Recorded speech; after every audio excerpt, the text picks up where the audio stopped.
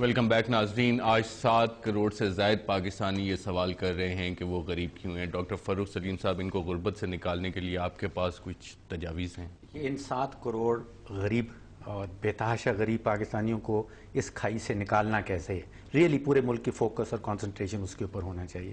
دیکھیے، ہم ابھی تک 30 اور 40 سال پرانے بنائے ہوئے جو اکنامکس کے ماڈل ہیں ان کے اوپر بجٹ پیش کر رہے ہیں، ان کے اوپر اپنی اسٹریٹجیز بیس کر رہے ہیں.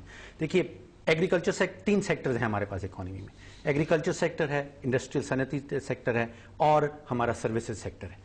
ایگریکلچر سیکٹر اور صنعتی سیکٹر پچھلے 40 سال سے تقریباً اسٹیگننٹ 20-22-23% جی ڈی پی کی پروڈکشن کر رہا ہے، جبکہ سروسز سیکٹر جو ہے وہ 30-35 سے بڑھ کے ایک دم 50-55 پہ چلا گیا. ملک کے فیوچر جو بے روزگار لوگ ہیں، جو کرنٹ بے روزگار لوگ ہیں، ان کو نوکریاں صرف سروسز سیکٹر میں مل سکتی ہیں. ان کو نوکریاں دیہی علاقوں میں نہیں مل سکتی، ان کو نوکریاں ایگریکلچر سیکٹر میں نہیں مل سکتی. تو انقلابی سوچ اور انقلابی تبدیلی، ان 2 چیزوں کے بغیر ان 7 کروڑ غریب پاکستانیوں کو ہم غربت سے باہر نہیں نکال سکیں گے. ہمیں دیہی علاقوں کے اوپر فوکس کم کرنا ہوگا، ہمیں شہروں کو جو ہمارے فیوڈل پارلیمنٹیرینز بیٹھے ہیں انہیں اس بارے میں سوچنا پڑے گا. ڈاکٹر سہیل جہانگیر صاحب، آپ کے پاس کیا ریکمنڈیشنز ہیں؟ میرے خیال میں جی جو بنیادی چیز ہے وہ یہ ہے کہ ہمیں اپنی ایفیشنسی اور پروڈکٹیوٹی کو بڑھانے کے لیے ہر وہ کام کرنا چاہیے جس سے کہ نہ صرف امپلائمنٹ بڑھے بلکہ وہ جو ہمارے وسائل کا بہترین استعمال ہو سکے. تو اس کے لیے سب سے بنیادی چیز جو ہے وہ یہ کہ آپ کو مارکیٹ ریفارمز، آپ کی منڈیاں جو ہیں وہ بہتر کام کرنے لگ جائیں، اور آپ جو سا ہے یہ شہروں کے ساتھ جو لنکیجز ہے اور شہروں کو بہتر کر لیں، اور آپ ان میں کنیکٹیوٹی پیدا کر دیں تاکہ جو ہے ترقیاتی عمل جو ہے وہ ایک انٹیگریٹڈ طریقے سے چل سکے. اور یہ جو یوتھ ہیں ان کو آپ امید دیں، ان کو آپ انوالو کریں اس پروسیس کے اندر.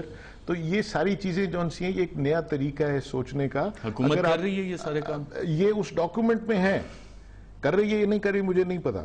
کرنا چاہیے اور اس کے اوپر ڈیبیٹ ہونی چاہیے. آپ کو چاہیے کہ یہ پرانی چیزیں چھوڑ دیں. ڈاکٹر جہانگیر صاحب، اگر پلاننگ کمیشن 150 صفحات میں یہ کر کے رکھ دے، حکومت اس پہ کچھ نہ کرے تو کیا فائدہ ہوگا؟ یہ صرف 150 صفحے کی بات نہیں ہے، اس کے لیے 1500 صفحہ بھی اگر لکھنا پڑے تو کوئی وہ نہیں ہے. اس پہ عمل تو ہونا چاہیے. لیکن this is the start of a process. میں آپ کو یہ کہہ رہا ہوں کہ یہ ایک پروسیس ہے، اس کو آپ لے کے جائیے، دیہی علاقوں میں لے کے جائیے، ان بچوں کو امید دیجیے، ان کو بتائیے کہ یہ منڈیاں کس طرح بہتر ہو سکتی ہیں، اور حکومت پہ بھی یہ دباؤ ڈالیں کہ جی یہ ریفارمز کی ضرورت ہے. جب تک یہ ریفارمز نہیں ہوں گے، منڈیاں بہتر نہیں ہوں گی، آپ کی گروتھ اور پروڈکٹیوٹی نہیں ہوگی. اور وہ جو سروس سیکٹر جس کی ڈاکٹر صاحب بات کر رہے ہیں، ڈاکٹر صاحب میں پاکستان کے دیہی علاقوں میں یہ ڈاکومنٹ لے کے جاؤں گا اور پوری کوشش کروں گا کہ وہاں کے نوجوانوں کو اس سے کوئی امید کی کرن دوں. مشرف زیدی صاحب، میری ایک گزارش سن لیں، یہ بہت آپ 1 سیکنڈ لگے گا. وہ یہ ہے کہ آپ یہ تنزیہ انداز میں فرما رہے ہیں کہ اس کو لے کے جائیں گے، اس کے اندر جو میسج ہے اس کو آپ لے کے جائیے گا تھوڑی سی جو ہے نا سوشل رسپانسبلٹی کے ساتھ اور ایک نئی انداز سے. امید چاہیے اور حکومت کو اکاؤنٹیبل کرنا ہے. مشرف زیدی صاحب، آپ کے پاس کوئی تجاویز ہیں ایک ایسے ملک کے لیے جہاں پہ ہر 1000 میں سے 71 بچے پیدا ہوتے ہی مر جاتے ہیں، جہاں پہ آدھے پاکستانی کہا جاتا ہے کہ وہ پڑھے لکھے ہی نہیں ہیں، ایجوکیشن ہیلتھ ہماری پرائیورٹیز میں نہیں آتی، کیا ریکمنڈیشنز ہیں؟ جب تک ریاست ٹھیک نہیں ہوتی کون کرے گا یہ ملک؟ یہ آپ سارے سوالات کے جواب میرے پاس نہیں ہے، لیکن آپ کے جب تک جو سوشل کانٹریکٹ ہے کہ ریاست کیوں ایگزسٹ کرتی ہے، ریاست تو اس لیے ایگزسٹ کر رہی ہے شاید پاکستان میں جو امیر ہیں امیر ہوتے جا رہے ہیں، غریب غریب ہوتے جا رہے ہیں. مجھے موقع دیجئے ارشد، میں یہی سوال ہے کہ اگر ریاست صرف اس لیے ایگزسٹ کرتی ہے کہ وہ خود اپنا مطلب اس کا پیٹ بڑھتا جائے اور وہ مطلب موٹی ہوتی جائے اور کھائے جائے اور جو عوام ہیں اس کو کوئی فائدہ نہ ہو، تو پھر یہ ملک جو ہے یہ سسٹینیبل نہیں ہے. تو اب میرے خیال ہے ہم اتنے قریب اس موڑ پہ آ گئے ہیں کہ ہمیں یہ سوچنا پڑے گا کہ اب ریاست کو کیا کرنا چاہیے. ریاست کو عوام کی سروس کے لیے ہونا چاہیے، not the other way around. اس کے لیے سب سے اہم جو چیز ہے وہ ٹیکسیشن ہے.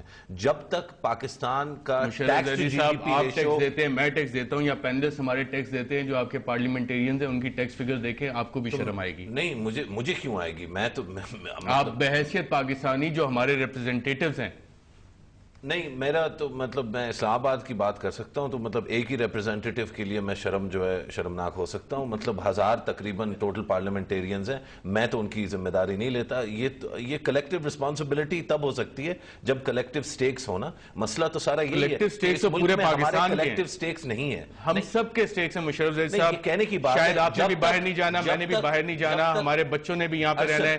جب تک ٹیکسیشن 20% تک نہیں جاتی, یعنی کہ ٹیکس ٹو مشرف زیدی صاحب 20% ٹیکس بھی آپ اور میں ہی دیں گے, جنہوں نے دینا ہے, جن کی ملے ہیں, جو امیر سے امیر تر ہوتے جا رہے ہیں, وہ پھر بھی نہیں دیں گے. ڈاکٹر فاروق سلیم صاحب, ڈاکٹر سہیل جہانگیر صاحب اور مشرف زیدی صاحب, آپ سب کا پروگرام رپورٹر میں شرکت کا شکریہ. ناظرین, 7 کروڑ سے زائد پاکستانی یہ سوال کر رہے ہیں میں غریب کیوں. ہم نے اس سوال کا جواب جاننے کی کوشش کی لیکن کوئی صحیح جواب ہمیں ملا نہیں. امید کی کرنیں بہت ہیں, بہت ساری ریکمنڈیشنز ہیں, لیکن ان کو سننے والا شاید کوئی نہیں. کسی کے کان پہ جوں بھی نہیں رینگتی اور اپنے محلات میں بیٹھے حکومت کا نظام چلاتے جا رہے ہیں. اجازت دیجیے گا ناظرین, اللہ حافظ.